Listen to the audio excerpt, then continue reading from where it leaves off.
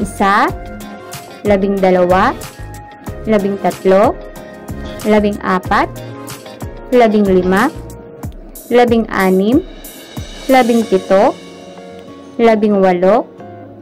18, 19, 20.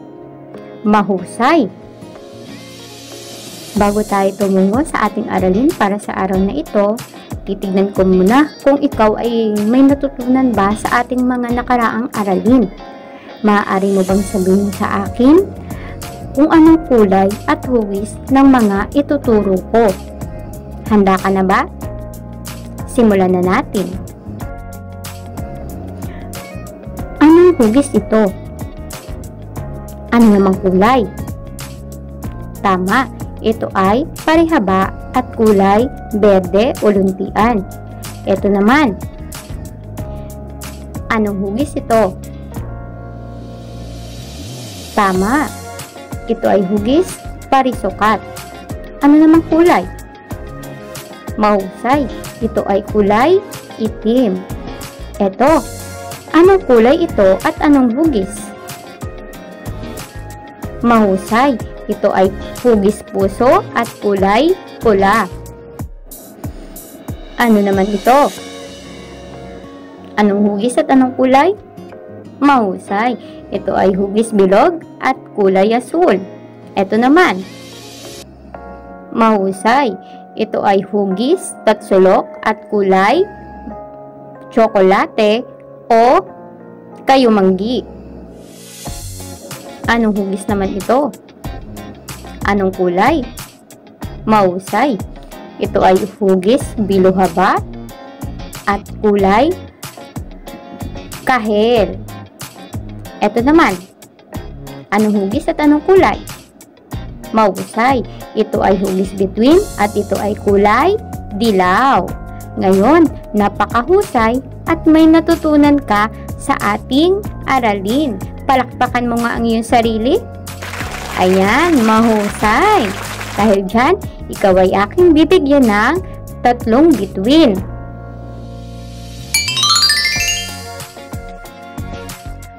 Ngayon mga bata, meron akong ipapanood sa inyo. At mamaya, ako ay magtatanong kung ano ang kinalaman na ating pinanood sa ating aralin. Kaya dapat ikaw ay manood at makinig. Handa ka na ba? Simulan na natin.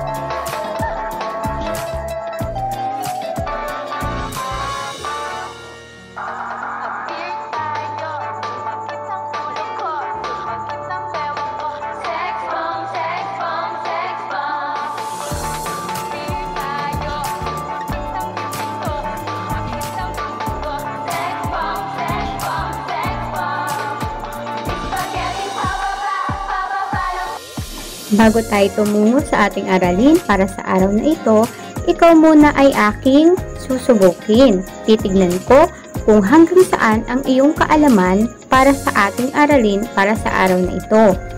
Kung nakuha mo lahat ang sagot, 100% yun. At napakahusay kasi alam mo ang ating aralin. Anong gagawin mo? Lalagyan lang ng check ang kahon kung ang larawan ay kaya mong isakilos. Kung hindi mo kayang gawin, huwag mo lalagyan ng check. Okay, bibigyan kita ng 3 minuto. Simulan mo na.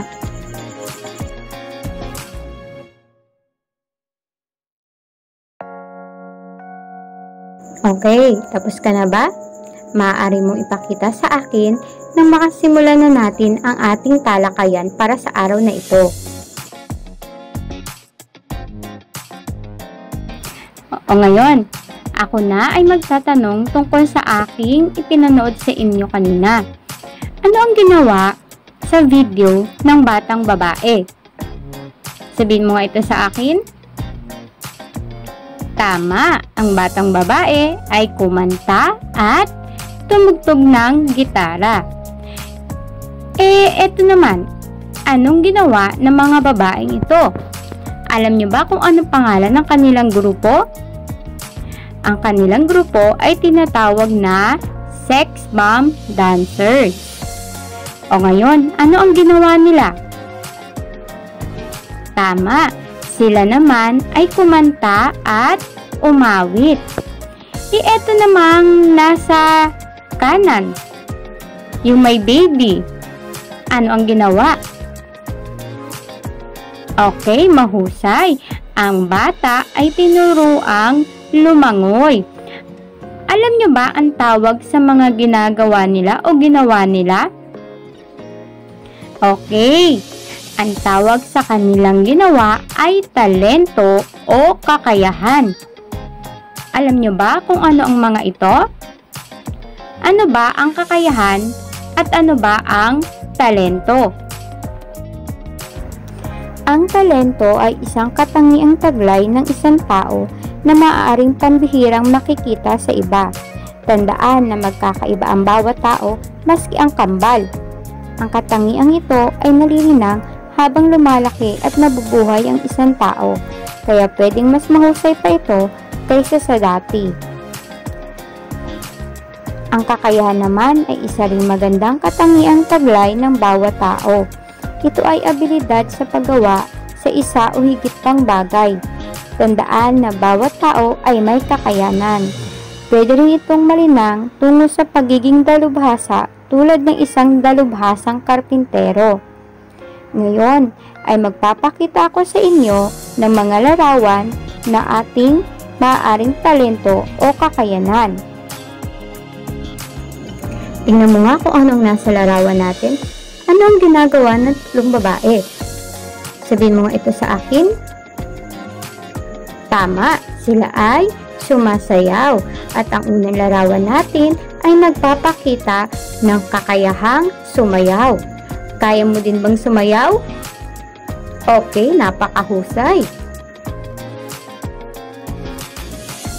Ito namang batang lalaki na ito. May hawak siyang mikropono. Ano ang kanyang ginagawa? Ano nga? Tama, siya ay umaawit. Kaya mo din ba umawit? Mahusay. At ang ating ikalawang larawan ay nagpapakita ng kakayahang umawit.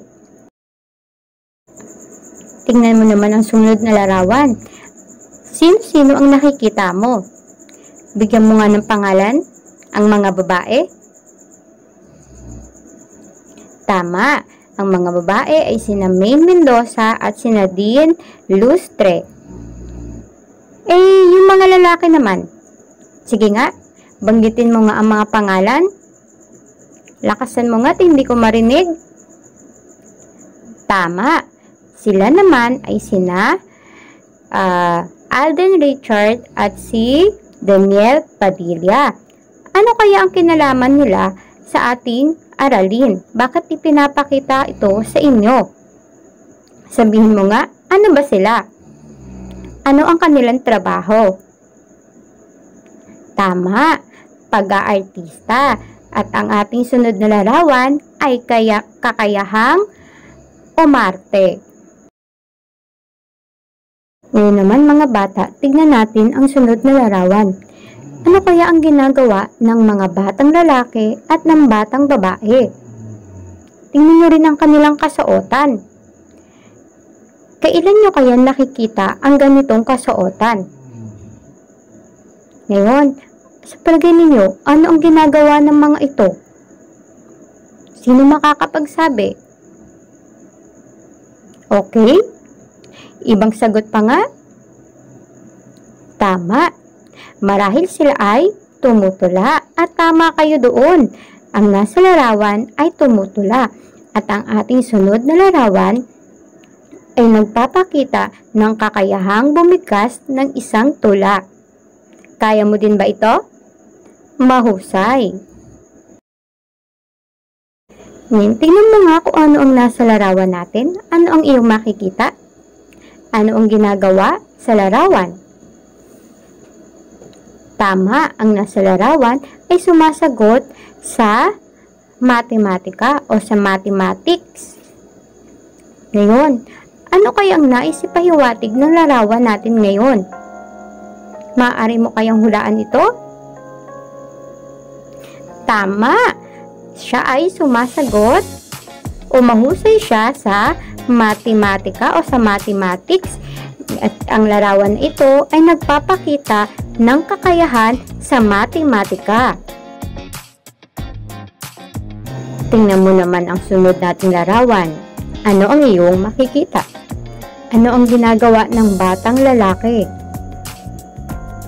Tingnan mo ang kanyang mga kagamitan. Para saan ang kanyang hawak na mga kagamitan? Sabihin mo nga ito sa akin. Ngayon, ano ang kanyang ginagawa? Tama, siya ay mayroong hawak na lapis. At tama, siya ay nagguguhit o gumuguhit. At ang sunod nating larawan ay nagpapakita ng kakayahan sa pagguhit o pagdodrawing. Kaya mo din ba ito? Mahusay! Tingnan mo kaya ang ginagawa ng mga lalaki. Ano ito? Ano ang pinapakita ng larawan sa atin? Maaari mo bang sabihin o hulaan? Tama! Ang nasa larawan, hindi naglalaro sila ng basketball. Kaya mong bang gawin ito? Mahusay. At marahil ang mga kalalakihan sa inyo ay nais o pinangarap din o pangarap din na maging basketball player. Tingnan mo naman ang sunod nating larawan. Ano ang ginagawa nila? Ano ang ginagawa ng batang lalaki at ng mga batang babae? Ano ang hawak nila? Okay, tama. Sila ay mayroong bola. Ngayon, ano kayang laro ang ginagawa nila? Maaari mo bang sabihin ito? Mahusay. Sila ay naglalaro ng volleyball. Kaya mo rin bang maglaro nito? Mahusay. Ngayon, ito ay nagpapakita ng kakayahan sa paglalaro ng volleyball. Tingnan mo ang ginagawa nila. Nakakita ka na ba ng ganito? Saan kayo nakakita nito? Ano kaya ang ginagawa nila? Sabihin mo nga sa akin. Mahusay. Sila ay tumatakbo. At ang kakayahan na pinapakita ng mga babae sa larawan ay kakayahan sa pagtakbo. Kaya mo din bang gawin ito? Tama! Ngayon, ano naman ang nasa larawan natin ngayon? Maaari mo bang sabihin sa akin? Ano kayang nilalaro nila? Mahusay! Sila ay naglalaro ng soccer. At ang sumunod nating larawan ay nagpapakita ng kakayahan sa paglalaro ng soccer. Ang sunod nating larawan naman ay malamang na gustong-gusto ninyo. At isa rin ito sa ipinakita ko kaninang video. Tama ba? Ngayon, maaari mo bang sabihin sa akin kung ano ang nasa larawan? Mahusay! Kakayahan sa paglangoy. Ikaw ba ay nais ding lumangoy? Tama, kasi napakasarap sa pakiramdam pag ikaw ay lumalangoy. Ang mga ipinakita ko sa iyo kanina lamang ay mga halimbawa ng kakayahan sa palakasan o sports. Tignan niyo ang nasa larawan natin. Ano ang ginagawa ng mga bata? Sabihin niyo nga sa akin. Tama, sila ay tumutugtog. At ang sunod na aking ipapakita sa inyo ay ang mga bata o may mga kakayanang sa larangan ng pagtugtog. Ngayon mga bata, tignan mo nga ang nasa larawan. Anong ginagawa niya? Anong kanyang hawak? Tama, siya ay gumagamit o may hawak na gitara. Anong kakayanan kaya ang ipinapakita niya? Sabihin mo nga ito sa akin. Mahusay. Ito ay nagpapakita ng kakayahan sa pagtugtog ng gitara. Ito naman, anong meron ang batang lalaki? Tama, siya ay mayroong drums o tambol. Anong kakayahan naman ang pinapakita niya? Tama, kakayahan sa pagtugtog ng tambol o ng drums. Ayan, ang batang lalaki ay may hawak na ano? Sabihin mo nga ng mahusay. Tama, siya ay may hawak na trumpeta. At ang kakayahan na ipinapakita niya ay kakayahan sa pagtugtog ng trumpeta. Tingnan mo naman kung anong instrumento ang hawak ng batang babae. Marahil habang ikaw ay nakatingin ngayon, nais mo ding maging katulad niya. Tama ba? Ngayon, sabihin mo nga sa akin kung anong instrumento ang hawak ng batang babae. Tama, ang hawak niya ay piano at ang kanyang ipinapakitang kakayanan ay pagtugtog ng piano. Ngayon, tignan mo nga ang nasa larawan natin. Ano ang ipinapakita nito? Ano ang pinapahiwatig nito? Sabihin mo nga. Ano ang una mong napansin? Tama, ang mga larawan ay mayroong mga awards. Ano kayang kakayahan ang ipinapakita ng larawan na ito? Mahusay, ang nasa larawan ay nagpapakita ng kakayahan sa akademiko o academics. Tingnan mo naman ang ating larawan. Ano kaya ang ginagawa ng nasa larawan? Ano ba ang hawak nilang pareho? Sila ay may hawak na panulat. Mahusay. Ngayon, anong kakayanan sa tingin mo ang ipinapakita ng larawan? Napakahusay.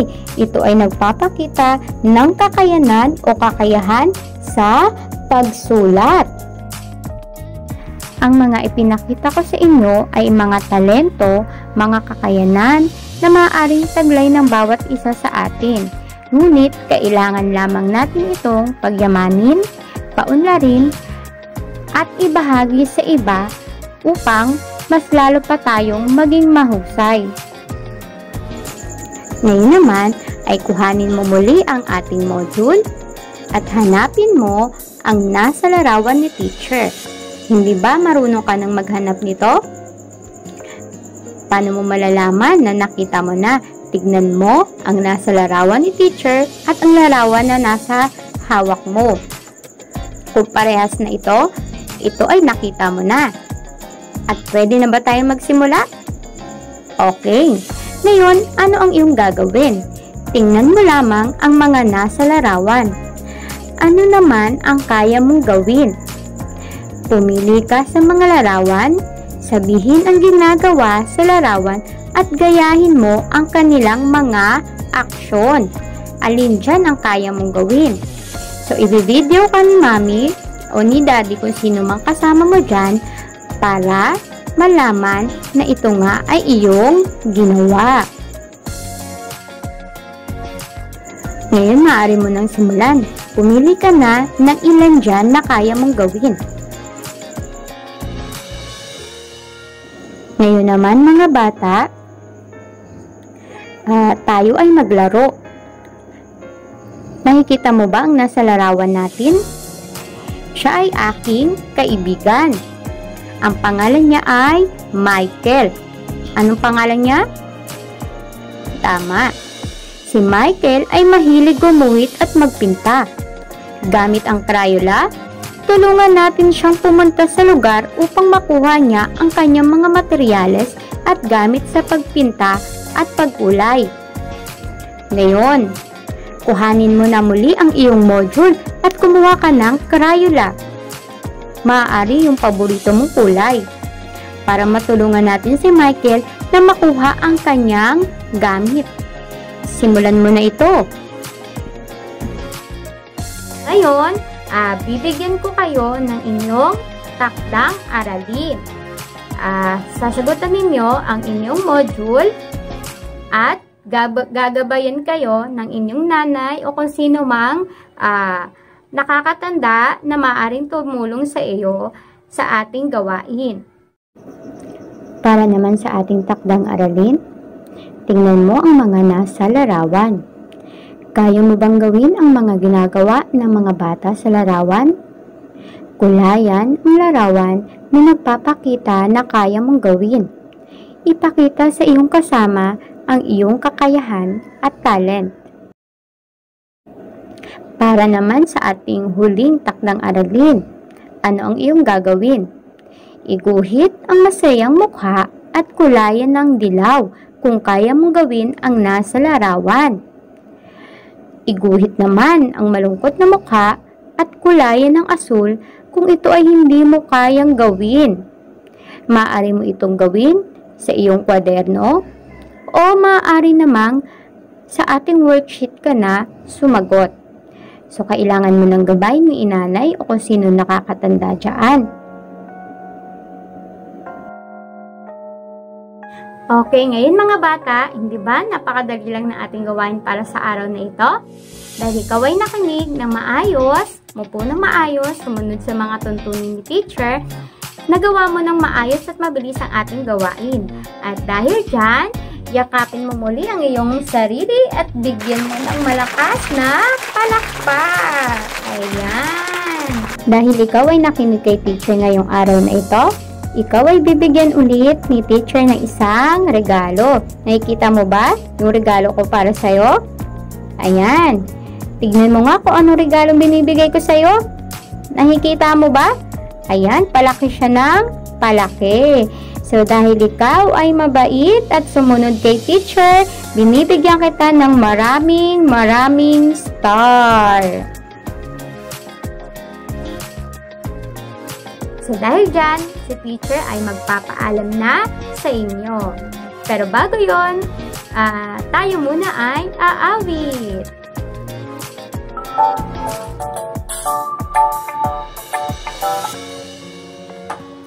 Handa tayo uuwi na, bukas na muli tayo magkikita. Paalam na sa'yo, paalam na sa'yo, paalam na sa'yo, paalam na sa'yo.